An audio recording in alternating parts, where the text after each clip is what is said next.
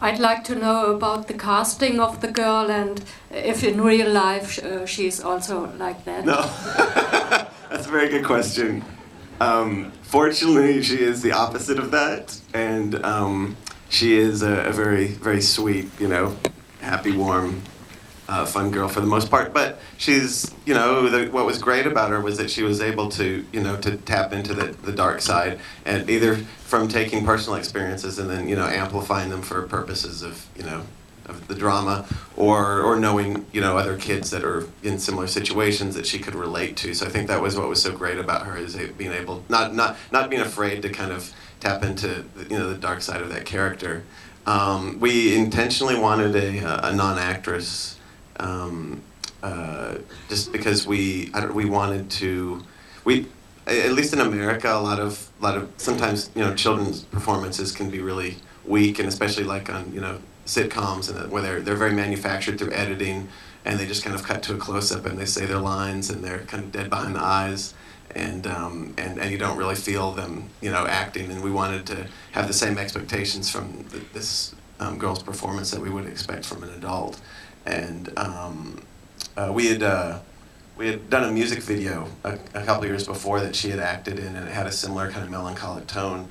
And she really had a great handle on that, and then more than anything, she was incredibly fun to work with, and she's in almost every scene of the whole movie. And so if it were a miserable, we like to have fun while we're making the film, so if it was going to be unpleasant, it wouldn't have been worth it. And no, she really enjoyed it, and in fact, when she saw it, the experience was so fun for her. She said she was surprised that it was kind of dark, because her experience was so pleasant. And also, I mean, we were talking about it, like if we were 10 years old and got to be in this situation where adults said, okay, here's a baseball bat, break stuff, we're condoning it, and you have fun doing it. And I mean, she was, in heaven doing that every day, so. You just mentioned the tone. You said melancholic, but it is also funny and humorous, and it's brutal, and there are a lot of, how did you balance? I think Nathan and I have different strengths, but we have a similar sensibility and tone that we're going for. And in terms of other films that we like, and what we're trying to do with our work is find a balance between the humor and pathos, and not shy away from one or the other, just based on what feels right in that moment. So if something through the the course of the scene, it warrants going into a humorous direction, we run with that, and then if we want to take it in the other direction, we're happy doing that as well. But I think comedy kind of creeps into everything we do to some extent, but we wanted to have a little more meat on it than just a very superficial comedy. So that's at least our intention. You showed. Could you give us a sign where you are? We can't. Yeah. You showed a very bleak rural America. Do you think this is really typical? Some of it reminded me of Winter's Bone, the film Winter's Bone. And when we think of America, it's always rural community and everybody caring for each other. This is a very different America.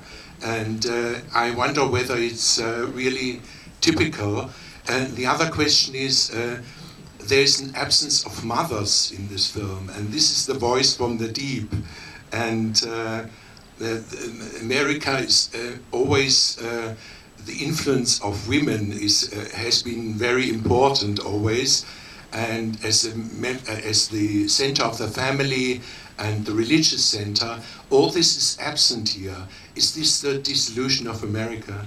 That's a great question. I don't know if we have as great an answer for it, but it was intentional to have the only adult female character in the movie be the woman in the well. That's why there's not a mother, present at home or really outside of that. We wanted that to be the closest thing she had to a relationship to a female adult.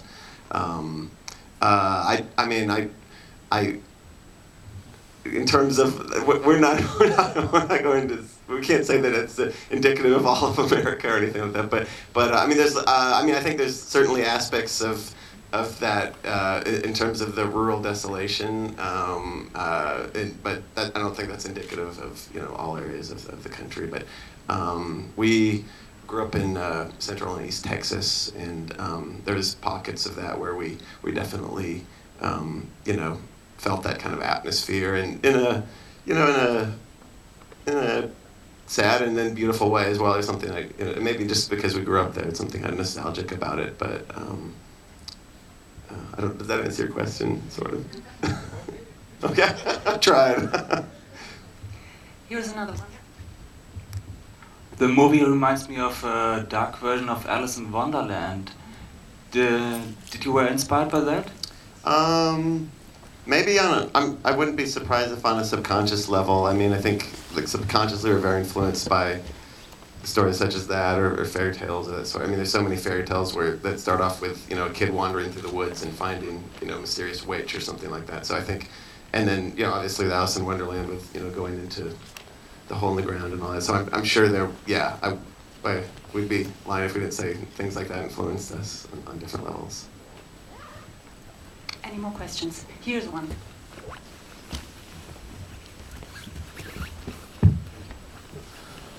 Hi there. I just want to say that I really liked that. I liked the way you had her go into the hole at the end, because there were parts where I thought, oh no, someone's going to push her in the hole, and that would have been sort of typical, even if it was surprising.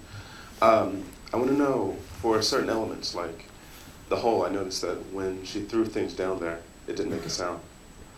Did you already have that sort of planned, or did you sort of come up with that later? It was planned. Nathan did the sound design, and you can elaborate on that. Yeah, it was, the hole was this kind of mysterious thing. We didn't ever want to define how deep it was, and so we knew that we were never going to let you hear anything hit the bottom. And it's been interesting watching it with audiences, because we also have that expectation of trying to figure out what the hole is.